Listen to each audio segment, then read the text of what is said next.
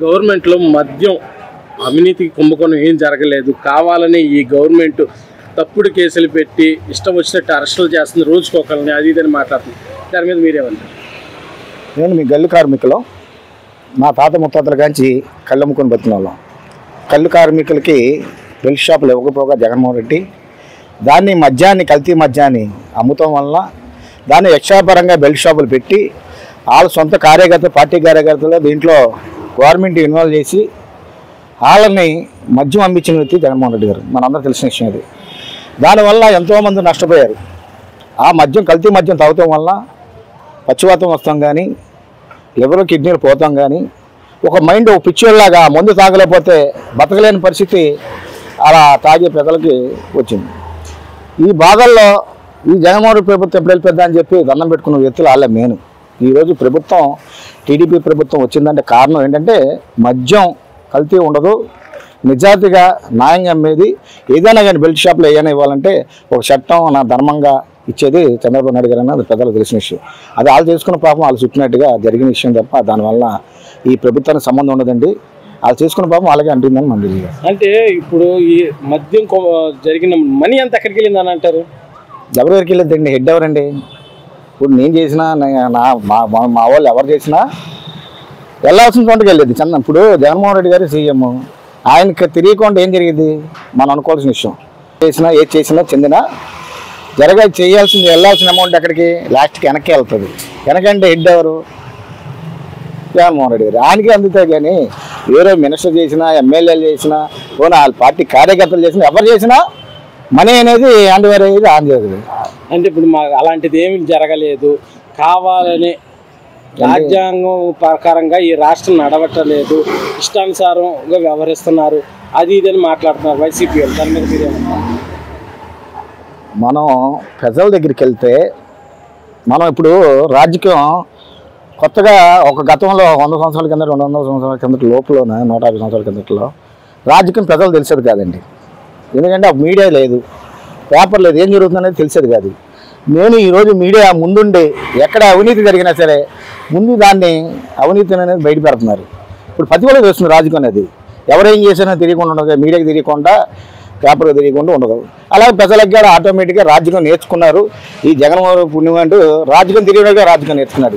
ఎందుకంటే అవినీతి ఎలా చేయాలంటే జగన్మోహన్ రెడ్డి, దాన్ని ఎలా పరిపాలన చేయాలంటే జగన్మోహన్ రెడ్డి.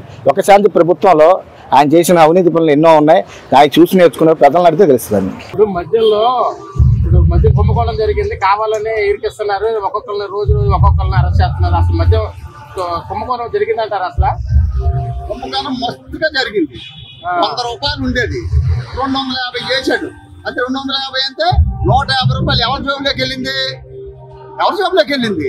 అది మళ్ళీ మంచి మందు కాదు, అది కిడ్నీలు పోయే మందు. ఎంతమంది కిడ్నీలు పోయినాయి, ఎంతమంది చచ్చారు, ఎంతమంది పాలు దిగిపోయినాయి లేడీస్వి. నువ్వు చేసిన తక్కువ చేసావా? నీకు తెలియదు, చేసినోడు తెలియదు. దొంగ తెలియకపోతే ఎలాగా? డ్రామా చేస్తాడు, డ్రామా అలవాటు. జగన్మోహన్ రెడ్డికి డ్రామా చేయడం ఎలాగో తెలుసు, కానీ ఒకసారి నమ్మారు. ఆ డ్రామాని నమ్మారు, ఈసారి డ్రామా నమ్మరు.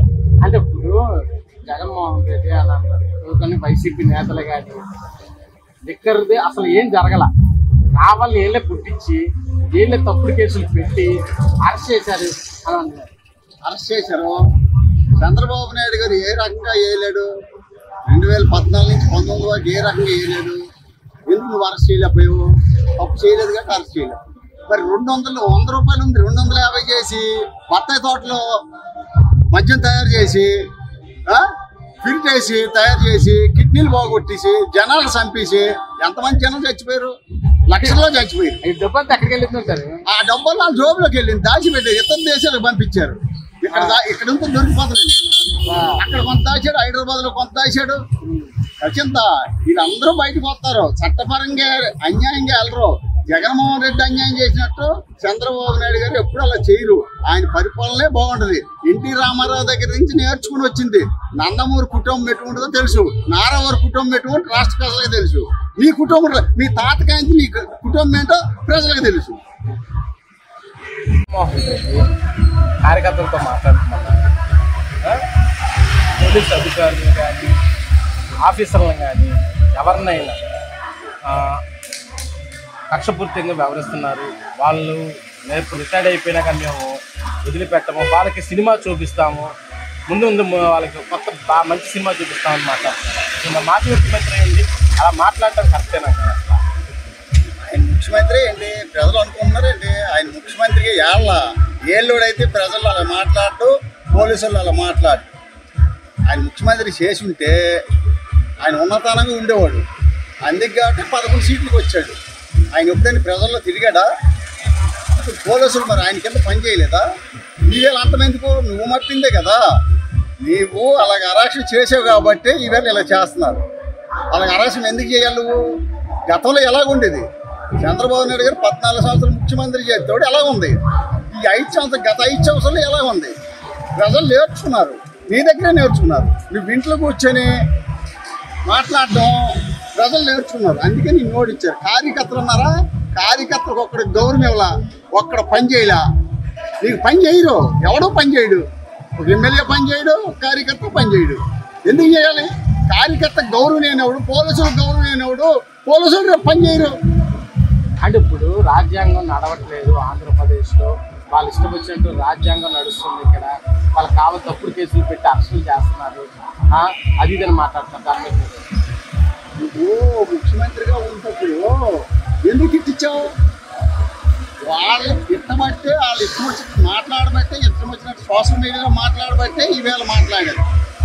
వాళ్ళు తప్పు చేసిన చట్టపరంగా తీసుకున్నారు. మీలా ఇళ్ళకెళ్ళి రోడ్ల మీద తిరగనివ్వకుండా చేయలే. చంద్రబాబు నాయుడు గారు బుద్ధది కాదు. చంద్రబాబు నాయుడు గారు దేవుడు కాబట్టి 4 సార్లు ముఖ్యమంత్రి అయ్యాడు. నువ్వు ఒక్కసారితో పోయావు. నిన్ను జనం ఇంక నమ్మరు. ఒక్కొక్కటి డ్రామా చేస్తున్నావు అని తెలిసిపోయింది. ఫస్ట్ డ్రామా అని తెలిసిపోలా, ఇప్పుడు డ్రామా అని తెలిసిపోయింది. నీకు ఎవ్వరు ఇంకోటేయరు. అంటే ఇప్పుడు రాజధాని విషయంలో మునిగిపోతుంది. మేము ఫస్ట్ నుంచి వద్దన్నాం, మేము ఒక రాజధాని వద్దు, 3 రాజధానులు అయితే అన్ని ప్రాంతాలు అభివృద్ధి అవుతాయని వైసీపీలు మాట్లాడుతున్నాం. దాని మీద మీరే నువ్వు దేనికి మాట ఇచ్చావు? అసెంబ్లీలో ఎందుకు మాట ఇచ్చావు? రాజధాని ఇక్కడే ఉండాలని. గెలిచేదాకా నా ఇల్లు ఇక్కడే కట్టుకుంటున్నావు మంగళగిరిలో అని అన్నావు. మరి దేనికి అన్నావు? ప్రజలు మోసం చేయడం కాదా? కోడికత్తి డ్రామా మోసం చేయడం కాదా? బాబాయ్ అచ్చికే డ్రామా కాదా? దేనికి? సొంత ఇంట్లో మనుషులు చంపించారు. చంద్రబాబు అటువంటి పనులు చేయడుగా. అంటే కృష్ణానది పక్కనే ఉంది, అమరావతి మునిగిపోతుంది, వరదలు వస్తే అది అని మాట్లాడుతున్నారు కొంచెం మంది వైసీపీ. రాష్ట్రం మొత్తం మునిగిపోద్ది. రాష్ట్రం ఉండమాక, ఇప్పుడు వేరే దేశం వెళ్ళిపో. ఈ రాష్ట్రంలో పోటీ చేయమాక, ఈ రాష్ట్రంలో ఉండమాక. గతంలో ప్రతిపక్షవాదం 5 సీట్లు తీసుకుని చంద్రబాబు ప్రతిపక్షవాదం కూడా ఉండదన్నావు. మరి ఇవాళ 11 ఎత్తి నీ ప్రతిపక్షవాదం ఎవరు ఇస్తారు? ప్రజలు ఎవరా నీకు? ఎవరిస్తారు? ఎవరెవరు?